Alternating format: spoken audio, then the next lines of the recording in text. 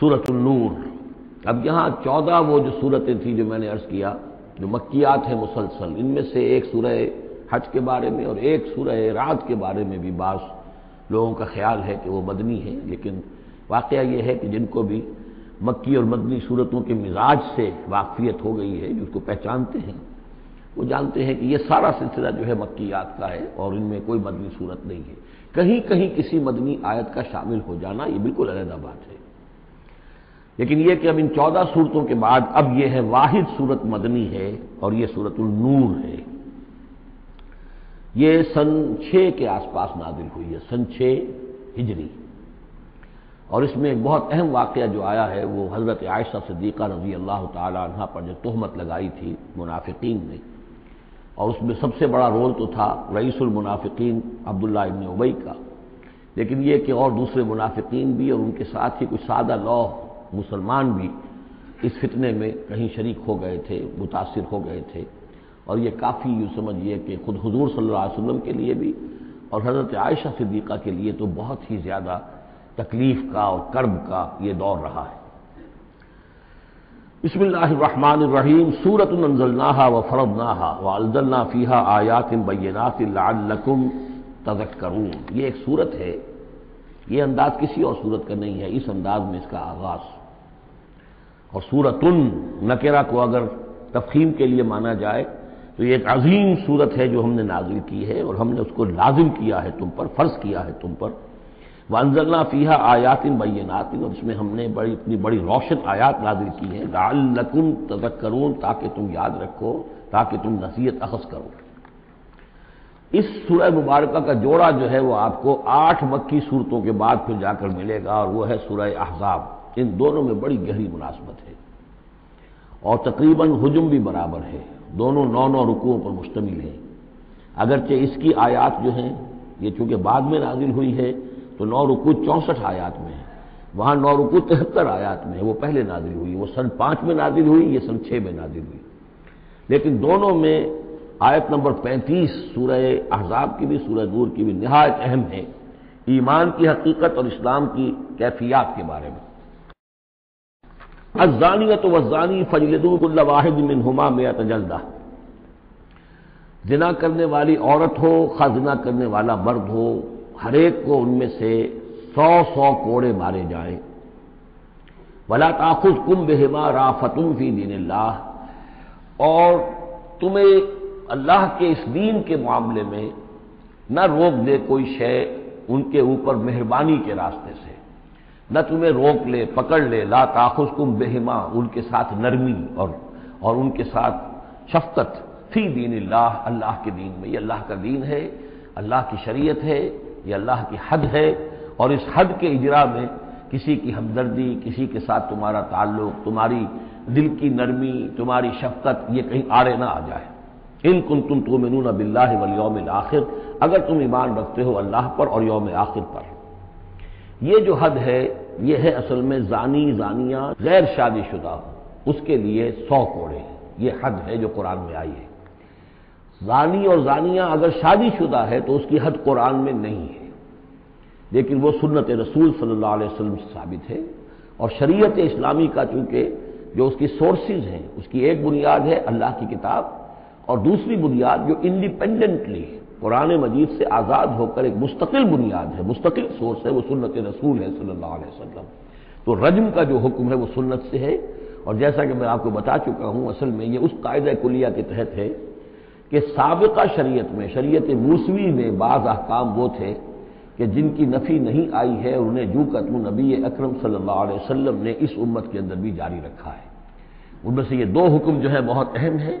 ایک قتل مرتد کا حکم ہے، اور دوسرے زانی اور زانیہ جو شادی شدہ ہو اس کے سنسار کیے جانے کا حکم ہے۔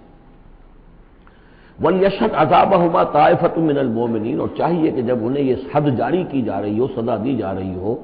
تو اس وقت موجود رہیں اور دیکھیں کچھ لوگ اہل ایمان میں سے، یعنی یہ پبلک میں ہو، اس لیے کہ اصل میں جو فلسفہ ہے اسلام میں جو سزاؤں کا اور تعزیرات کا، حدود کا، وہ ڈیٹرنٹ کا ہے کہ ایسی سزا ہو کہ جس سے بہت سوں کو عبرت ہو جائے۔ اگر آپ نے علیحدہ جا کر کہیں کمرے کے اندر کسی کو پھانسی دے دی تو ٹھیک ہے، لوگوں کو پتہ چلا کہ مر گیا، ویسے بھی مر جاتے ہیں لوگ، حادثے میں مر جاتے ہیں، فوت ہو جاتے ہیں، لیکن یہ ہے کہ اگر سر عام دار پر لٹکایا گیا ہو تو اب کتنے لوگوں کو، دیکھنے والوں کو عبرت ہوگی اور ہوش ٹھکانے آ جائیں گے۔ تو یہ فلسفہ ہے اسلام کا کہ تاکہ ایک آدمی کو سزا دی جا رہی ہو تو ہزاروں کو اس سے عبرت آئے۔ الزانی لا ينکح الا زانیۃ او مشرکۃ، کسی زانی شخص کے لیے روا نہیں ہے کہ وہ شادی کرے مگر کسی زانیہ عورت سے یا مشرکہ سے۔ یہ کسی قانون کے درجے میں بات نہیں ہے، بلکہ یہ ایک اخلاقی طور پر گویا کہ تعلیم دی جا رہی ہے کہ زانی لوگ تو ان کا حال تو ایسا ہے کہ انہیں تو مستحق اگر ہے تو شادی کے کسی زانیہ سے یا مشرکہ سے۔ والزانیۃ لا ينکحها، اور زانی عورت ہو تو وہ بھی اس لائق نہیں ہے کہ اس سے کوئی نکاح کرے مگر صرف بدکار مرد یا مشرک۔ وحرم ذلک علی المؤمنین، اور یہ دونوں جو ہیں زانی مرد اور زانی عورتیں یہ تو حرام کر دی گئی ہیں مومنین کے حق میں، اللہ یہ کہ کوئی توبہ کرے، جو بھی ہے معاملہ وہ علیحدہ ہے اس سے۔ والذین یرمون المحصنات ثم لم یاتوا باربعۃ شہداء، اور جو لوگ جو خاندانی عورتیں ہوں، حفاظت میں ہوں کسی خاندان کی اور نکاح کے وہ قید میں ہوں، چاہے نکاح کی قید میں ہو تو ڈبل احسان ہو گیا کہ خاندانی بھی ہے اور دوسرے یہ کہ نکاح کی قید میں بھی ہے، نکاح کی حفاظت بھی انہیں حاصل ہے۔ نہیں تو یہ کہ اگر غیر شادی شدہ ہے لیکن کسی شریف خاندان سے ہیں، آزاد خاندان سے ہیں، اگر ان کی عورتوں میں کوئی شخص جو ہے ان پر عیب لگائے، زنا کا الزام لگائے اور پھر وہ نہ لا سکے، ثم لم یاتوا باربعۃ شہداء، 4 شہید نہ لا سکے، فجلدوہم، تو پھر اب ان کو کوڑے مارو، 80 جلدہ، 80 کوڑے، 80 دبرے، ولا تقبلوا لهم شہادۃ ابدا، اور ان کی شہادت اب کبھی آئندہ قبول نہ کرو، واولئک هم الفاسقون، اور یقیناً یہی لوگ فاسق اور نافرمان ہیں۔ یعنی زنا کا الزام اگر لگایا جا رہا ہو تو پھر جو الزام لگانے والا ہے اسے 4 گواہ چشمدید پیش کرنے ہوں گے۔ اگر وہ 4 چشمدید گواہ پیش نہیں کر سکتا تو گویا کہ اب یہ قذف کہلائے گا کہ اس نے ایک الزام لگایا ہے جس پر ثابت نہیں کر سکا، لہذا اس جرم کی سزا 80 کوڑے، کتنے قریب چلا گیا ہے۔ اور اس میں حکمت یہ معلوم ہوتی ہے کہ اگر فرض کیجئے کسی معاشرے میں، مسلمان معاشرے میں کسی لوگوں سے غلطی ہو گئی ہے، اس غلطی کا چرچا نہیں ہونا چاہیے الا یہ کہ اس کے لیے ثبوت موجود ہو کہ اسے کیفر کردار تک پہنچایا جا سکے۔ اگر تو ثبوت اتنا ہے کہ سزا دی جا سکے تو ضرور، لیکن اگر نہ ہو تو خاموش رہو، ورنہ یہ کہ خامخواہ برائی کا چرچا ہو جائے گا جبکہ اس کا سد باب ممکن نہیں ہے، اس کی سزا دینی ممکن نہیں ہے، تو اس میں سکوت جو ہے وہ بہتر ہے۔ الا الذین تابوا، سوائے ان کے کہ جو توبہ کر لیں من بعد ذلک، اس کے بعد وہ اصلاح و اصلاح کر لیں، یعنی یہ کہ کبھی کسی زمانے میں ان سے یہ غلطی ہو گئی تھی، انہوں نے کوئی تہمت لگائی تھی زنا کی اور 4 گواہ پیش نہیں کر سکے، طویل عرصے تک جو ہے ان کی گواہی پھر کسی بھی اسلامی عدالت میں قبول نہیں کی گئی، لیکن بعد میں ان کی روش ایسی رہی ہے، رویہ ایسا رہا ہے، انہوں نے اصلاح کر لی ہے، توبہ کر لی ہے، اب وہ قابل اعتماد ہیں، تو یہ جو معاملہ ہے اس پر سے ختم ہو جائے گا، ان کی گواہی بعد میں قبول کی جا سکے گی۔ فإن اللہ غفور الرحیم، تو اللہ غفور اور رحیم ہے۔ والذین یرمون ازواجہم ولم یکن لہم شہداء الا انفسہم، اب ایک خاص معاملہ آ رہا ہے کہ کسی شوہر نے اپنی بیوی کو دیکھا ہو زنا کرتے ہوئے، وہ الزام لگائے کہ میں نے دیکھا ہے اپنی بیوی کو زنا کرتے ہوئے، دراحال ہے کہ اس کے پاس 3 اور گواہ نہیں ہیں، لیکن چونکہ یہ معاملہ ہے شوہر اور بیوی کا، اگر کسی اور عورت کا ہوتا تو اس کے اوپر 80 درے لگتے اس کو کہ اس نے الزام لگایا ہے، چاہے چشمدید ہے، چاہے اس نے دیکھا ہے، لیکن 3 گناہ اور نہیں لا سکا، 3 گواہ نہیں لا سکا ہے تو درے لگیں گے 80۔ لیکن معاملہ کیونکہ بیوی کا ہے، اس کے لیے خاص قانون ہے، اس کو لعان کہتے ہیں۔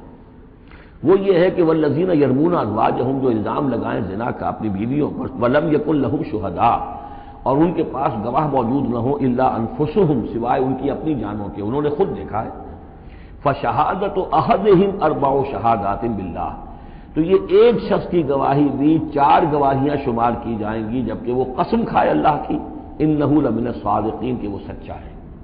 حلفیہ بیان کرے۔ والخامسۃ، اور 5ویں بات یہ کہ وہ یہ کہے کہ ان لعنت اللہ علیہ ان کان من الکاذبین، کہ اگر میں جھوٹا ہوں تو مجھ پر اللہ کی لعنت ہو۔ 4 مرتبہ قسم کھا کر گواہی دینا گویا کہ وہ 4 گواہوں کی گواہی کے قائم مقام ہو جائے گا، جبکہ پھر وہ یہ بھی کہے کہ اگر میں جھوٹا ہوں تو اللہ کی لعنت مجھ پر ہو، اللعنت اللہ علی الکاذبین ان کان من الکاذبین۔ وَيَدْرَوْا عَنْهَا الْعَذَابَ، اب عورت کیا کرے گی جس کے اوپر اس کی بیوی جو ہے اس پر جو الزام لگایا گیا ہے، اگر وہ اس پر سے عذاب ٹل جائے گی سزا اور یہ حد عورت سے، ان تشہد 4 شہادات باللہ، کہ وہ بھی قسم 4 مرتبہ کھائے اللہ کی، انہ لمن الکاذبین، کہ یہ میرا شوہر جو مجھ پر الزام لگا رہا ہے جھوٹا ہے، والخامسۃ، اور 5ویں بات وہ یہ کہے ان غضب اللہ علیہا ان کان من الصادقین، کہ اگر میرا یہ شوہر اس الزام میں سچا ہے تو مجھ پر اللہ کا غضب آئے۔ اس انداز میں پھر یہ کہ عورت کے اوپر پھر حد جاری نہیں ہوگی، اور اگر شوہر کے 4 قسمیں کھا کر الزام لگانے اور پھر یہ کہ اللہ تعالیٰ کی لعنت اپنے اوپر طلب کرنے اگر جھوٹا ہو، اس کے بعد اگر بیوی خاموش رہتی ہے، وہ جوابی طور پر قسم نہیں کھاتی 4، اور نہ یہ کہتی ہے کہ اگر یہ سچا ہو تو مجھ پر اللہ کا غضب ہو، تو پھر اس پر حد جاری ہو جائے گی۔ لیکن اگر وہ بھی قسم کھا لے 4 قسمیں، اور یہ کہ ساتھ ہی یہ بھی کہے کہ اگر یہ سچا ہو اور واقعی اس کا الزام درست ہو مجھ پر، تو مجھ پر اللہ کا غضب نازل ہو جائے، تو پھر یہ کہ عذاب ٹل جائے گا، دنیا کی سزا اسے نہیں ملے گی۔